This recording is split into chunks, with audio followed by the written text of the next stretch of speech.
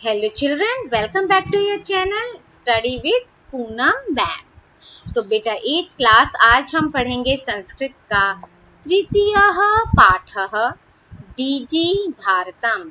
इसका मतलब होता है डिजिटल इंडिया। चलिए स्टार्ट करते हैं। सबसे पहले ये छोटा सा आपको दिया हुआ है, इसको पढ़ते हैं पैराग्राफ।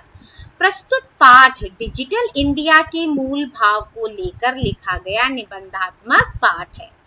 इसमें वैज्ञानिक प्रगति के उन आयामों को छुआ है जिनमें हम एक क्लिक द्वारा बहुत कुछ कर सकते हैं। आज इंटरनेट ने हमारे जीवन को कितना सरल बना दिया है। हम भौगोलिक दृष्टि से एक दूसरे के अत्यंत निकट आ गए हैं। इसके द्वारा जीवन के प्रत्येक क्रियाकलाप सुविधाजनक हो गए हैं। ऐसे ही भावों को यहाँ सरल संस्कृत में व्यक्त किया गया है।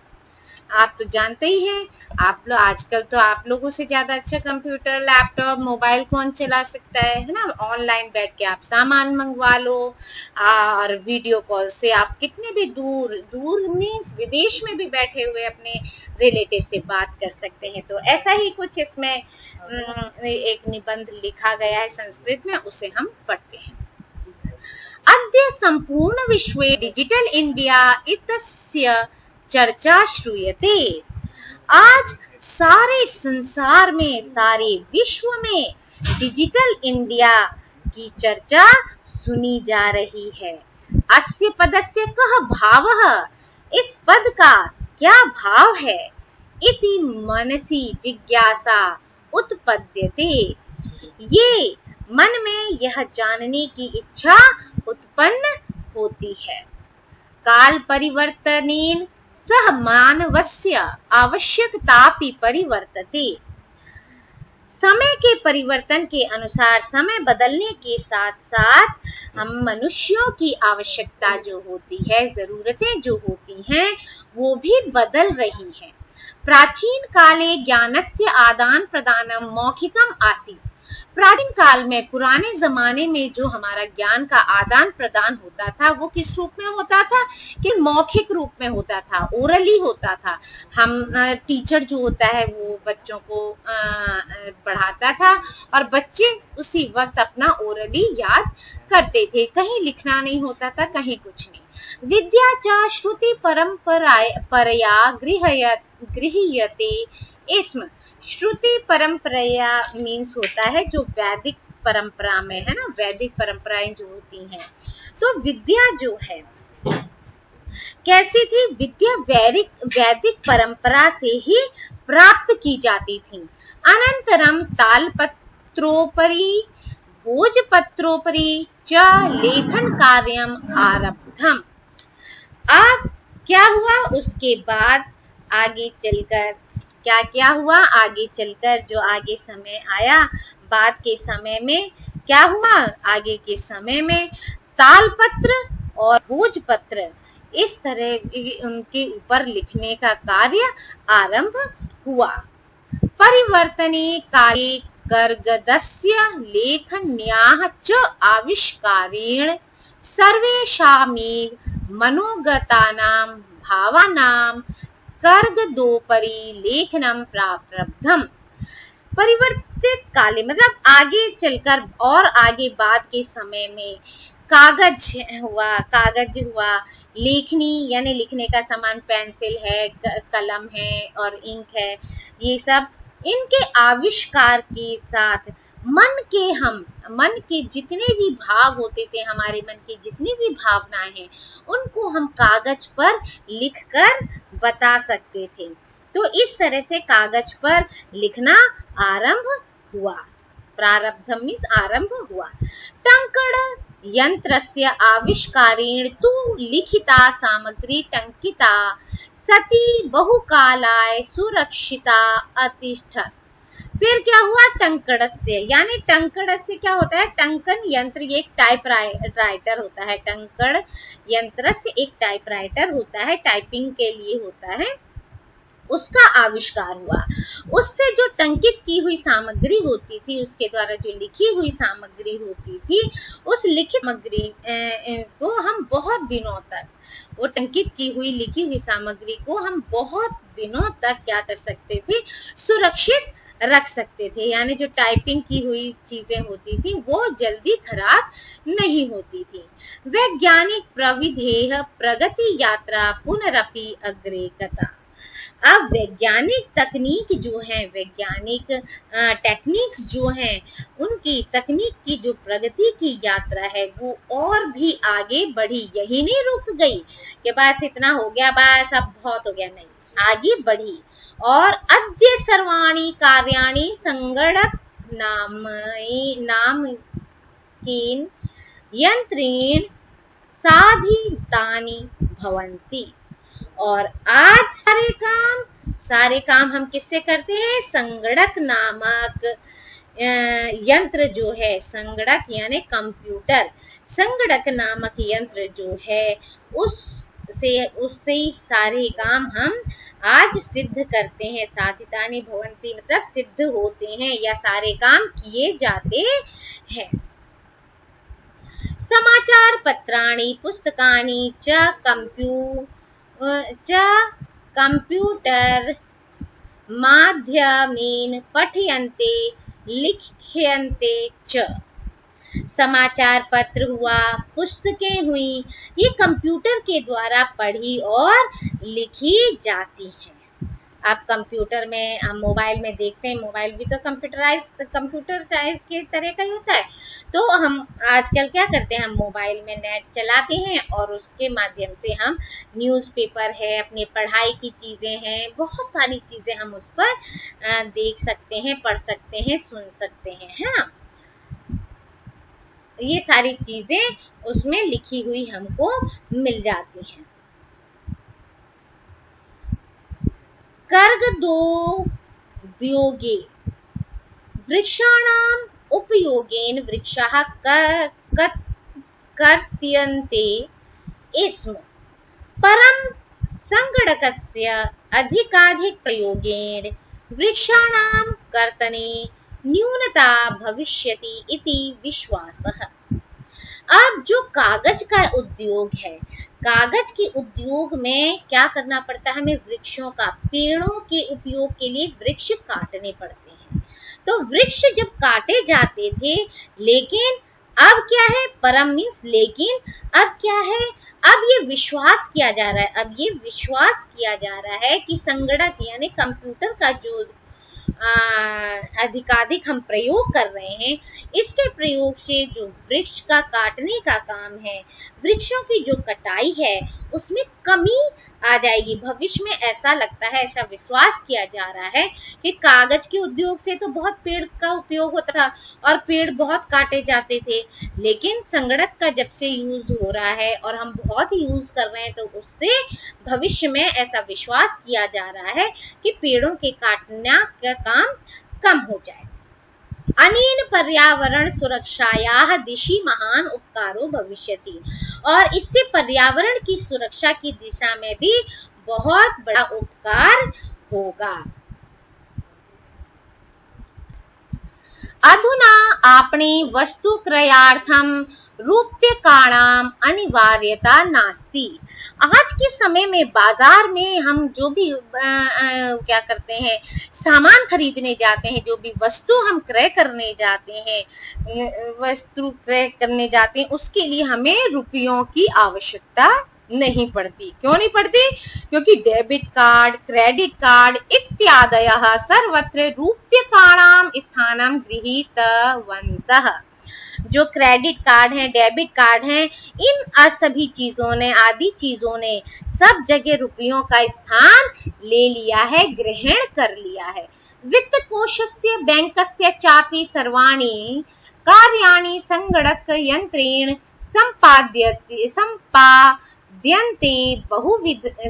अच्छा, जो वित्त कोशस्य यानी जो बैंक है, बैंक वगैरह जो है, उनके भी सारे कार्य किससे हो रहे हैं, इसी कंप्यूटर के द्वारा संपादित होते हैं या कंप्यूटर के द्वारा ही किए जाते हैं।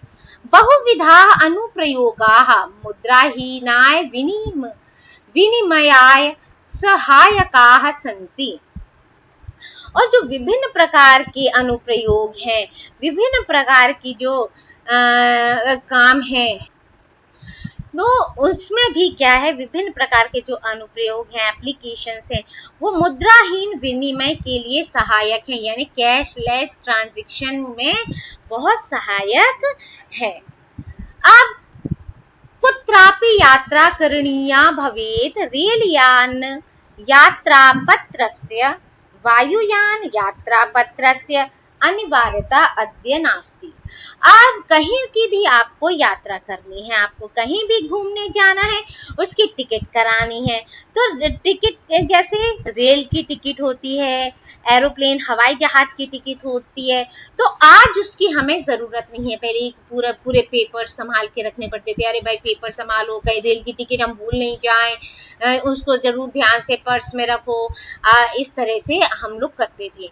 लेकिन आज के टाइम पे ऐसा कोई टेंशन नहीं होता कि अरे टिकट तो नहीं भूल गए, अरे टिकट रख ली कि नहीं रखी। अब क्या होता है, सर्वाणी पत्राणि अस्माकं चल दूरभाष यंत्रे ईमेल इति स्थाने सुरक्षितानि भवन्ति यानि संदर्श्य वयं सौकर्येण यात्रायाः आनंद ग्रहीणमः।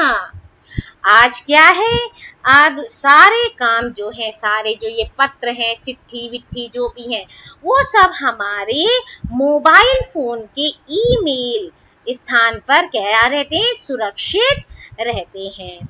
जिन्हें हम दिखा देते हैं, मोबाइल में दिखा देते हैं, देखिए ये हमने कराया था, ऑनलाइन बुकिंग कराई थी और ये रहा हमारा टिकट, है ना। तो दिखाकर हम बहुत ही आसानी से, बहुत ही सरलता से यात्रा का आनंद ले सकते हैं। चिकित्सालयेपि उपचारार्थं रूप्यकाणाम् आवश्यकता नानुभूयते। जो चिकित्सालय होते हैं, अस्पताल वगैरह होते हैं, वहां भी उपचार करने के लिए जाते हैं हम लोग, तो उपचार करने में वहां पर भी रुपयों की आवश्यकता नहीं होती है। सर्वत्र कार्ड माध्यमेन ई बैंक माध्यमेन शुल्कम प्रदातुं शक्यते। सभी जगह क्या होता है, कार्ड के माध्यम से, ई बैंकिंग के माध्यम से जो भी फीस होती है डॉक्टर की, अस्पताल की, वो हम उनको प्रदान कर सकते हैं, उनको हम दे सकते हैं। तद्दिनं नाति दूरं यदा वयं हस्ते एकमात्रं चल दूरभाष यंत्रमादाय सर्वाणि कार्याणि साधितुं समर्थाः भविष्यामः। अब वह दिन दूर नहीं जब हम हाथ में केवल एकमात्र चल दूरभाष यानी मोबाइल फोन को, अपने हाथ में मोबाइल फोन को लेकर सारे काम क्या करेंगे, करने में समर्थ होंगे।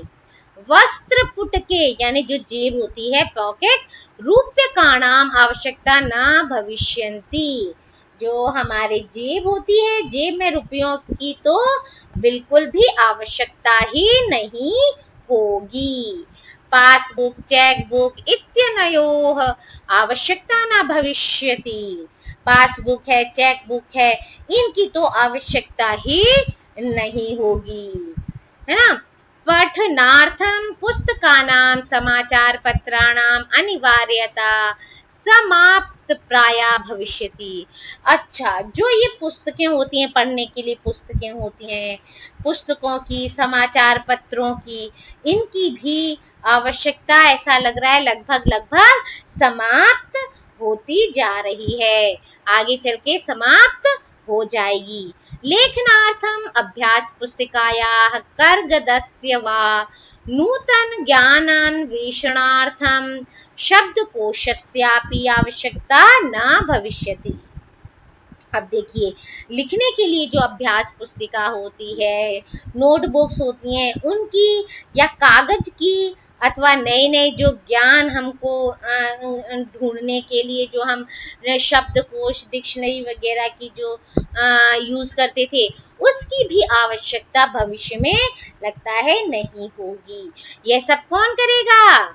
यह सब कौन करेगा? यह सब हमारे लिए एक मोबाइल के अंदर ही सब मिल जाएगा। जैसे आज के टाइम पे भी आप देखो स्कूल सब बंद है, क्या कर रहे हैं हम? ऑनलाइन पढ़ रहे हैं। बुक्स नहीं मिल पा रही हैं तो हम इसमें से पीडीएफ निकाल लेते हैं और हम अपना काम बना लेते हैं। अपरिचित मार्गस्य ज्ञानार्थम मार्गदर्शकस्य मानचित्रस्य आवश्यकताया अनुभूति अपि न भविष्यति। अपरिचित मार्ग में उसकी जानकारी लेते हुए हम पहले जाते थे, मार्गदर्शन कौन कराएगा? मानचित्र रखते थे। अब इन सब की चीजों की भी आवश्यकता हमको नहीं होगी। क्यों नहीं होगी? क्योंकि एतत् सर्वम एकनेव यंत्रेण कर्तुम शक्यते।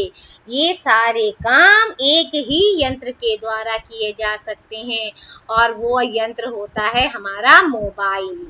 शाकादि क्रयार्थम फल क्रयार्थम विश्राम गृहेषु कक्षं सुनिश्चितं कर्तुं चिकित्सालये शुल्कं प्रदातुं विद्यालये महाविद्यालये चापि शुल्कं प्रदातुं किं बहुना दानमपि दातुं चल दूरभाष यंत्रमेव अलम। चाहे आपको शाक भाजी यानी सब्जी भाजी खरीदनी हो, चाहे आपको फल खरीदना हो, इन सब के लिए, या आपको विश्राम गृह जो होटल वगैरह में बुकिंग कराते हैं अपने रूम की, उसको निश्चित करना हो, चिकित्सालय यानी अस्पताल में जो फीस देते हैं वो भरनी हो, कॉलेज स्कूल और कॉलेज की जो फीस जमा करनी हो वो चीज, ये सारी चीजों के अलावा मतलब इन सब से और अधिक क्या कहा जाए कि बहुत सारे जो ये हैं दान वगैरह जो होते हैं, दान वगैरह भी जो है वो तक किससे? मोबाइल फोन के द्वारा ही हम दे सकते हैं। यानी ये सारी चीजें देने के अलावा इन सबको देने के लिए और अधिक क्या कहा जाए? दान देने के लिए भी मोबाइल फोन ही पर्याप्त है। डिजि भारतम इति अस्याम दिशि वयम भारतीयाः द्रुतगत्या अग्रेसरामः। डिजि भारत, इस दिशा में हम भारतीय तेजी से आगे क्या कर रहे हैं? द्रुत गति से आगे बढ़ रहे हैं। और आप लोग तो इतने स्मार्ट हैं कि आप ये सारी चीजें बहुत इजीली कर पाते हैं और अपने देश का नाम आगे और बढ़ाएंगे। ऐसी उम्मीद के साथ इस वीडियो में इतना ही। Thank you. Like share and subscribe my channel.